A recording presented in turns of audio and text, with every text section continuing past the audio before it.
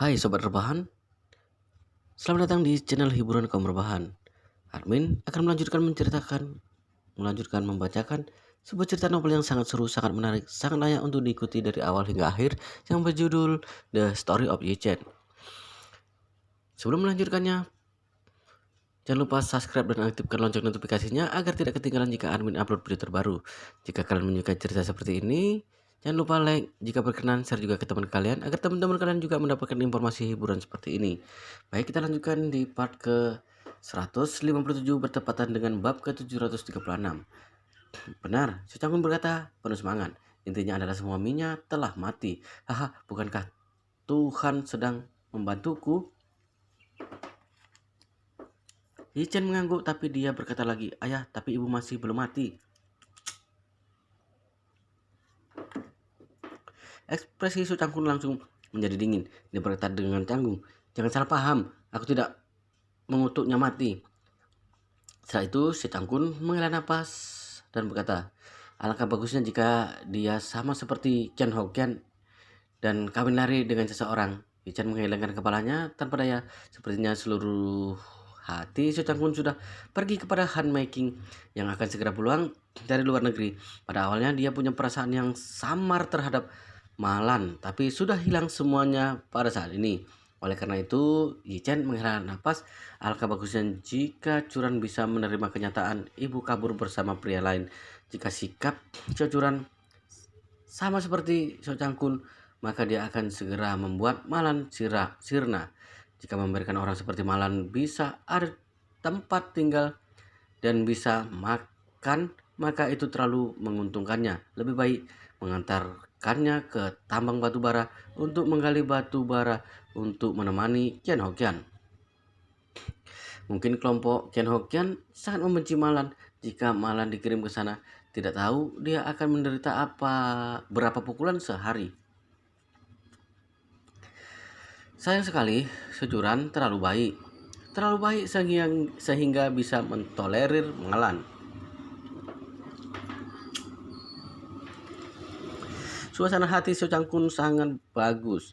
Dia minum sambil makan dengan senang. Dia terus meminta Yi-Chen menemaninya meminum bir, tapi setiap kali Yi-Chen hanya mengangkat gelasnya kemudian menuangkannya sewaktu So Chang-kun tidak melihatnya. Karena hari ini dia tidur di ranjang untuk pertama kalinya, dia juga berharap bisa menyelesaikan urusan suami istri mereka. Jika dia minum bir, bukankah itu sangat mengecewakan? Si Cangkun telah kenyang dan puas minum. Sekarang sudah jam 10 malam. Securan menelpon Yi-Chen untuk menanyakan kabarnya. Yi-Chen hanya bisa berkata, kami tidak menemukannya. Mungkin ibu tidak main mahjong di luar. Kamu ada di mana? Suara Securan terdengar panik. Aku juga pergi mencari beberapa teman lama ibu, tapi tidak mendapatkan petunjuk. Yi-Chen berkata, bagaimana kalau kita tidak perlu panik dulu malam ini? Kita tunggu di rumah saja. Pihak polisi sudah melaporkan orang hilang. Aku yakin mereka akan memperhatikannya. Bagaimana menurutmu? Securan menghela napas dan berkata, hanya bisa seperti itu. Aku akan pulang bersama Rolin sekarang. Kamu dan ayah juga pulanglah. Baik, Yi-Chen segera menjawabnya, kemudian menutup teleponnya dan berkata kepada Seo Chang-kun, ayah, mari kita pergi. Seo Chang-kun memukul pahanya. Dia tersenyum dan berkata, ayo, kita pulang mandi dan tidur. Kamu temani aku ke bandara besok siang. Yi-Chen bertanya dengan bingung. Aku juga harus pergi. Tentu saja, Seo Chang-kun berkata. Han Making membawa putranya. Jika kami berdua bernostalgia, bukankah putranya akan menjadi penghalang?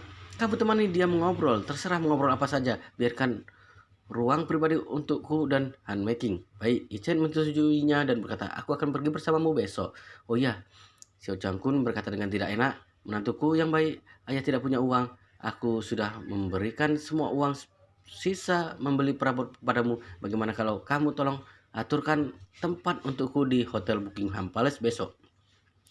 Baik, aku akan mengaturnya. Yi-Chen tidak pelit dengan ayah mertuanya karena dia lumayan baik dengan dirinya. Jadi Yi-Chen mengirim sebuah pesan untuk Chen Jekai dan memintanya memesan sebuah ruang VIP yang bagus di Hotel Buckingham Palace besok. Tapi dia juga mengingatkan padanya supaya tidak boleh yang terbaik, supaya tidak merepotkan untuk menjelaskannya nanti. menengah ke atas saja. Chen Jikai segera memerintahkan manajer hotel Buckingham Palace untuk menyiapkan sebuah ruang VIP untuknya. Pada saat ini di pusat penahanan, karena lampu sudah dimatikan, Malan hanya bisa menahan lapar perutnya. Dia menahan sakit di seluruh tubuhnya dan berbaring di ranjang kayunya. Dia baru berbaring dan perutnya terdengar keloncongan. Zhang Guipen yang tidak jauh darinya segera mengumpat, "Argama, jika perutmu masih berbunyi lagi, maka kamu pergi tidur di kamar mandi." Malan merasa dirinya sangat menyedihkan. Dia sudah tidak bisa, dia sudah tidak makan selama lebih dari 20 jam. Dipukul dengan keras, perutnya sudah berteriak dari tadi. Meskipun dia bisa menahan dirinya untuk tidak makan dan tidak minum, tapi dia tidak bisa menahan perutnya berbunyi. Tapi dia tidak berani menyinggung Zhang Guipen karena wanita ini sangat kejam. Dia berpikir akan segera membuat dirinya tertidur. Tapi perutnya yang tidak tahu diri itu berbunyi lagi. Zhang Guipen segera berdiri dan berjalan ke depan Malan dan langsung menampar wajahnya, yang membuat wajah Malan yang sudah bengkak dari tadi terasa seperti akan meledak. Malan hanya bisa memohon, "Maaf, maaf, aku bukan sengaja." Karena kehilangan 2 gigi, suara terdengar bocor, maka membuat suaranya tidak terdengar jelas, sehingga butuh usaha keras untuk mendengarnya. Zhang Guipen memberikan sebuah tamparan lagi. Dia memakinya, "Apakah lidahmu sudah dipotong? Ucapanmu tidak jelas. Lebih kencang, lebih dan lebih jelas." Malan segera berkata dengan kencang, "Aku tidak sengaja, maaf." Ketika dia berteriak, kedua gigi depannya kosong dan membuat air liurnya menyemprot keluar dan tepat mengenai wajah Zhang Guipen. Zhang Guipen menyekanya. Dia marah dan menarik rambutnya lalu langsung menyeretnya turun dari ranjang. Dia menariknya dengan paksa masuk ke dalam kamar mandi. Malan terus meronta sepanjang malam dan berteriak, tapi sama sekali tidak ada yang bersimpati padanya. Sebaliknya semua orang melihatnya penuh minat. Dengan besar Xiao berlari ke arah depan pintu kamar mandi. Dia melihat Zhang Guipen menekan Malan ke lantai yang basah. Dia berkata sambil tersenyum, "Zhang Guipen, biarkan dia tidur di kamar mandi malam ini." Zhang Guipen mengangguk dan menampar Malan sekali lagi. Dia berkata dengan marah, "Jika kamu berani keluar dari pintu kamar mandi malam ini, aku akan membunuhmu." Wajah Malan menjadi lebih bengkak lagi. Dia hampir pingsan karena sakit, maka dia hanya bisa terus mengangguk dan merintih, "Aku akan tidur di kamar mandi. Aku akan tidur di kamar mandi. Tolong jangan memukulku lagi. Aku akan mati jika dipukuli lagi. Aku mohon padamu."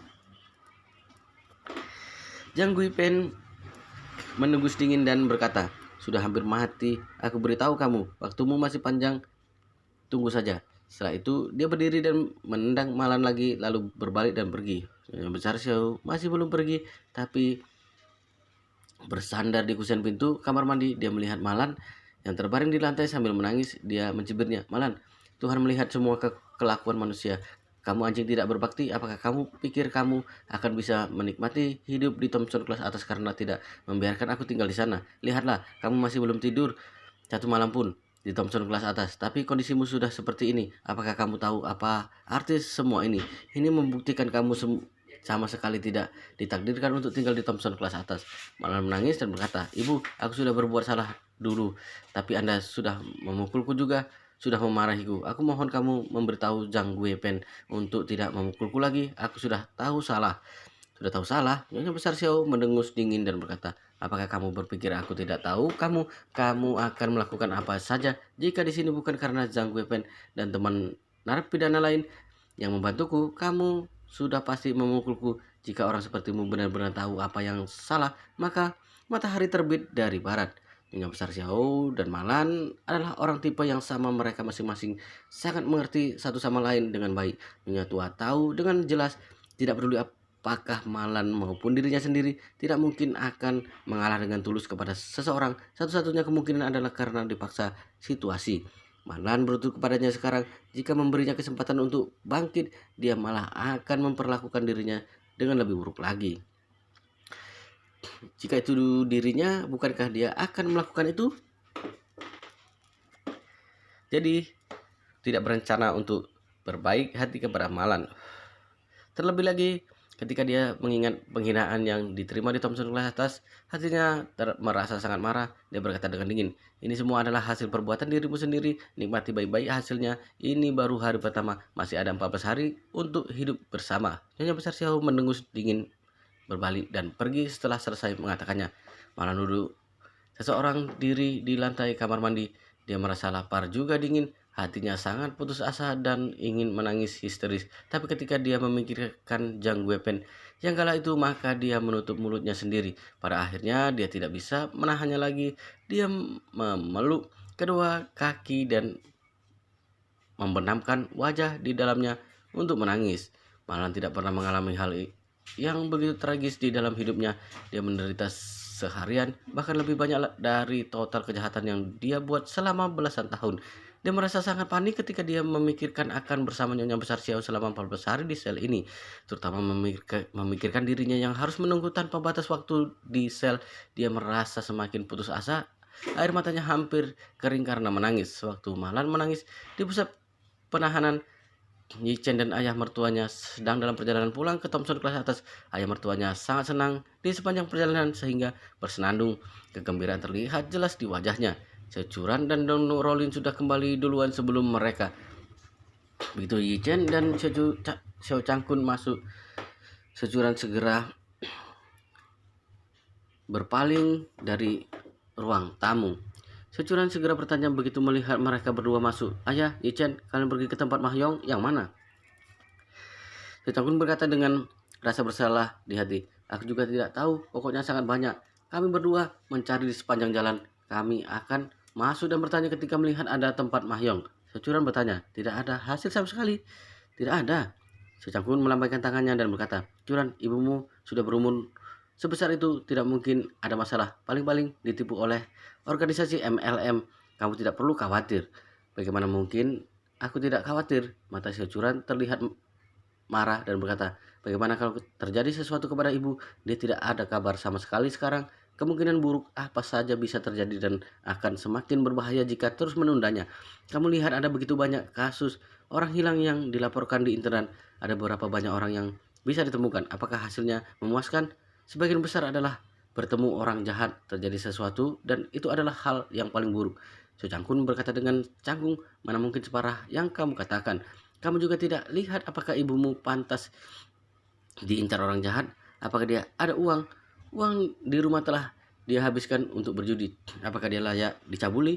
Para perampok mempertaruhkan nyawa dalam sekali perampokan.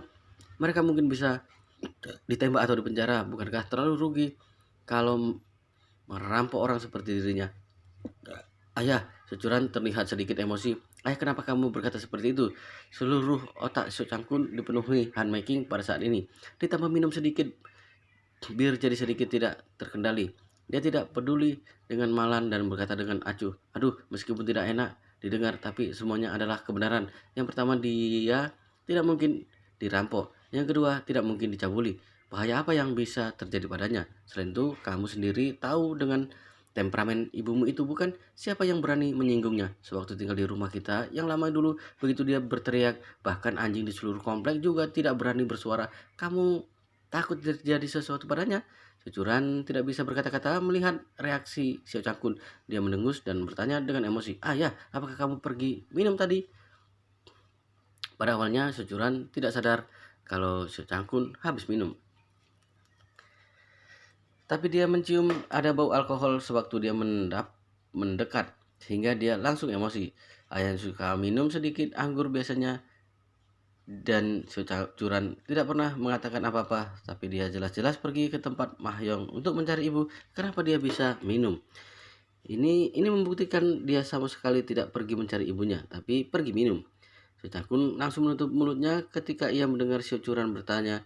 Dia segera menutup mulutnya dan mundur ke belakang dan menjelaskan dengan paling, "Jangan bicara omong kosong, aku tidak minum." Kamu yang berbicara omong kosong. Securan sangat emosi. Aku bisa mencium bau alkohol di tubuhmu. Tidak ada bau sewaktu keluar tadi dan sekarang ada. Pasti kamu pergi minum. Kemudian dia melihat ke arah baju Secangkun dan menemukan ada bercak minyak. Matanya terlihat merah karena emosi. Ibu menghilang dan tidak bisa ditemukan. Kamu bukan hanya tidak pergi mencarinya, tapi kamu pergi makan dan minum anggur. Senang sekali kamu. Secangkun berkata dengan canggung. Aduh, aku tidak melakukannya. Securan sangat emosi dan berkata, "Ayah, apakah kamu merasa aku akan percaya?" Secangkun tahu kalau dirinya tidak bisa mengelak lagi. Maka dia melihat ke arah Yichen dan berkata, "Yichen yang mengajakku pergi." Setelah itu dia segera memberikan isyarat kepada Yichen. Maksudnya adalah, "Menantuku yang baik, kamu bantu aku." Yichen segera mengangguk dan berkata tanpa ragu, benar yang dikatakan ayah. Memang benar, aku yang mengajaknya pergi minum." Yichen tahu dengan jelas karena dia sendiri tidak minum, tapi Xiao Changkun terlihat kurang sadar karena minum, maka Xiao Churan akan semakin tidak percaya kalau dia mengatakan kalau itu ide dirinya. Benar saja, Xiao Churan menghentakkan kakinya dan berkata dengan marah, "Ayah, kamu melemparkan kesalahan pada Yichen sekarang. Apakah kamu tidak bisa bersikap jantan sedikit?" Xiao Changkun terlihat kesal. "Aku mengatakan yang sebenarnya. Aku tidak bisa berbuat apa-apa kalau kamu tidak percaya."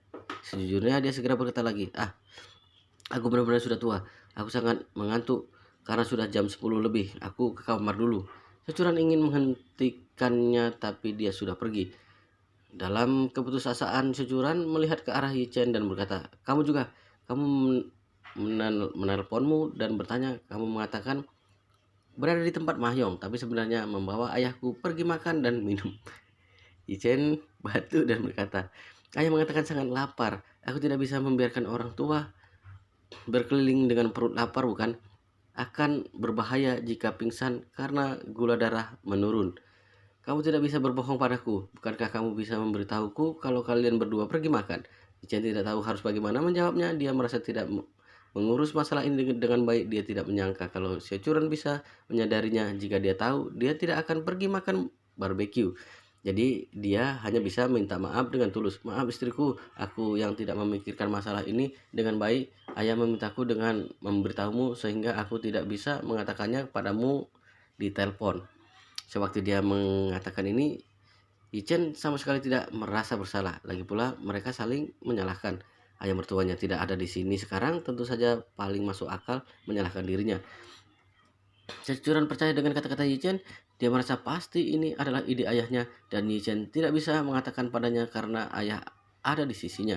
Meskipun amarahnya sedikit mereda, tetapi dia masih merasa kesal, maka dia menghela napas panjang dan berkata dengan lemas, "Yichen, ibuku menghilang sekarang, tapi ayahku tidak peduli. Kamu juga tidak peduli. Bagaimana aku mencarinya seorang diri? Jika benar-benar terjadi sesuatu padanya, bagaimana aku bisa menjalani sisa hidupku? Mungkin aku tidak akan memaafkan diriku sampai aku mati."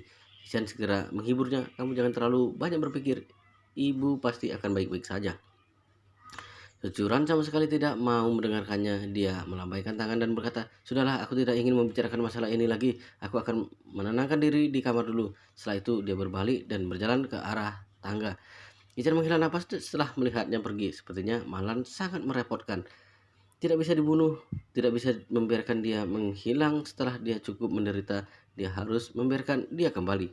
Tapi sangat merepotkan juga kalau membiarkan dia kembali. Bagaimana membuat dia tutup mulutnya? Sugesti psikologis tidak bisa diandalkan. Efek samping dari sugesti psikologis adalah orang itu akan melakukan sesuatu sesuai petunjuknya. Kesadarannya dirinya sendiri akan hilang. Sama seperti Wuki, Yichen memberikan sugesti padanya untuk makan kotoran setiap jam. Dia menjalani sugesti psikologisnya sewaktu dia memakannya. Yang dipikirkan otaknya adalah hanya ingin memakan semakin banyak semakin bagus. Tapi begitu dia kenyang dan sugesti psikologis selesai, dia akan mendapatkan kembali kesadarannya. Pada saat itu, dia akan menjadi dirinya sendiri dan tetap menjadi Wuki yang sama. Ini sangat merepotkan. Jadi jika dirinya memberikan sugesti psikologis supaya Malan tidak bicara sembarangan, maka sugesti ini akan terus bekerja. Jika seperti itu, Malan akan menjadi Malan lagi. Mungkin dia akan linglung selamanya, atau orang gila yang tidak memiliki kesadaran sama sekali. Jadi dia harus membuat Malan menutup mulutnya sendiri secara sadar dan tidak menyebut apa-apa mengenai masalah kartu bank. Kesulitan ini benar-benar cukup besar. Setelah si Curan pergi, di ruang tamu yang besar ini hanya tersisa Yi Chen dan Dong Rolin yang tidak mengatakan apa-apa dari tadi. Dong Rolin terus menunggu kesempatan bicara berdua dan akhirnya kesempatan ini datang. Jadi dia segera berkata kepadanya, Yi Chen, kamu jangan marah pada Curan. Dia tidak berniat marah kepadamu, tapi dia sangat panik karena Bibi menghilang. Ichen mengangguk dan berkata, aku tahu, aku juga tidak akan marah dengannya karena dia adalah istriku. Ketika mendengar ini, mata Dong Rolin terlihat bersinar karena iri. Dia tidak mengerti Securan dan Yichen hanya melakukan pernikahan palsu saja. Kenapa Yichen begitu tulus padanya? Apakah dia tidak tahu kalau ini hanya sebuah adegan saja? Ketika memikirkan ini, hatinya merasa sedih. Jika membicarakan penampilan, dirinya tidak berbeda jauh dari Sucuran. Dari segi latar belakang keluarga, dia adalah anak dari keluarga Dong di Yanjing, jauh lebih baik daripada latar belakang keluarga Xiao Curan. Selain itu, dirinya sudah sejak lama mengungkapkan isi hati padanya. Dia benar-benar mencintainya dan sangat berharap bisa bersama dengannya. Tapi kenapa dia masih tetap terus melindungi wanita yang tidak mencintainya? Ketika memikirkan ini, dia tidak bisa menahan dirinya untuk bertanya kepada Ijen. Ijen, kamu seharusnya tahu perasaanku terhadapmu. Apakah kamu sama sekali tidak ada perasaan kepadaku? Ijen merasa pusing ketika mendengar dia berkata seperti itu. Dia berkata, Rolin, kamu adalah sahabat Curan dan Curan adalah istriku. Jadi tentu saja aku juga menganggapmu sebagai teman. Sama seperti Curan, ada banyak pria baik di dunia ini. Kenapa kamu menghabiskan waktumu padaku? Aku sudah menikah. Mata Dong Rolin memerah dan air matanya mengalir. Dia berusaha menghapus air matanya dan berkata, pernikahanmu sama sekali bukan pernikahan, tapi hanya sebuah acting saja. Acting ini sudah berlangsung selama 3 tahun. Sudah saatnya berakhir. Apa yang kamu lakukan nanti? Apakah kamu akan terus berakting sendiri di atas panggung? Ichen melihatnya. Dia tersenyum dan mengulurkan tangan untuk menyekanya. Tapi sikapnya sangat tegas. Percayalah padaku, acting ini tidak akan pernah berakhir. Wow, sangat seru sekali guys ceritanya. Membuat kita sangat penasaran untuk bisa mengikuti kelanjutannya. Tapi sepertinya di video ini, di part ini cukup di sini dulu. Kita akan lanjutkan di part berikutnya di video selanjutnya. Pastikan kalian sudah subscribe channel ini dan aktifkan lonceng notifikasinya agar tidak ketinggalan jika admin update video terbaru. Jika kalian menyukai video-video seperti ini, cerita seperti ini, jangan lupa like. Jika berkenan, share juga ke teman-teman lainnya agar teman-teman lainnya juga mendapatkan informasi hiburan seperti ini. Oke, kita lanjutkan di part berikutnya di video selanjutnya.